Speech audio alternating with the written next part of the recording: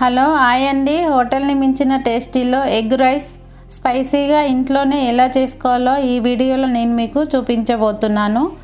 దీని కొరకు ముందుగా స్టవ్ ఆన్ చేసి గిన్నె పెట్టుకోవాలి. గిన్నె వేడయ్యాక 1.5 పావుల ఆయిల్ వేసుకోవాలి. ఆయిల్ వేడయ్యాక 4 ఎగ్స్ని ఇలా కలిపి పోసుకోవాలి. ఈ ఎగ్ మిశ్రమం అంతా ముక్కలుగా ఫ్రై చేసుకొని ఒక ప్లేట్లోకి తీసుకొని పక్కన పెట్టుకోవాలి. అదే గిన్నెలో మరో పావున్నర ఆయిల్ వేసుకొని కొద్దిగా ఉల్లిపాయ ముక్కలు, కొద్దిగా పచ్చిమిర్చి ముక్కలు, క్యారెట్ ముక్కలు, సన్నగా తరిగిన స్ప్రింగ్ ఆనియన్ ముక్కలు వేసి 2 నిమిషాలు ఫ్రై చేసుకోవాలి. తర్వాత రుచికి సరిపడా ఉప్పు వేసుకొని ఒకసారి కలుపుకొని ముందుగా ఉడికించిన రైస్ వేసుకోవాలి. నేను ఇక్కడ బాస్మతి రైస్ వేసుకున్నాను.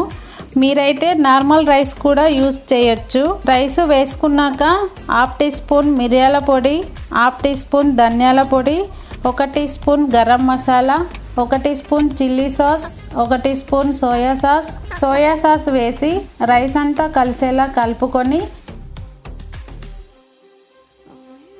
ముందుగా ఫ్రై చేసి పెట్టుకున్న ఎగ్ ముక్కలు వేసుకొని కొద్దిగా కొత్తిమీర, కొద్దిగా పుదీనా వేసి బాగా కలుపుకొని స్టవ్ ఆఫ్ చేసుకోవడమే.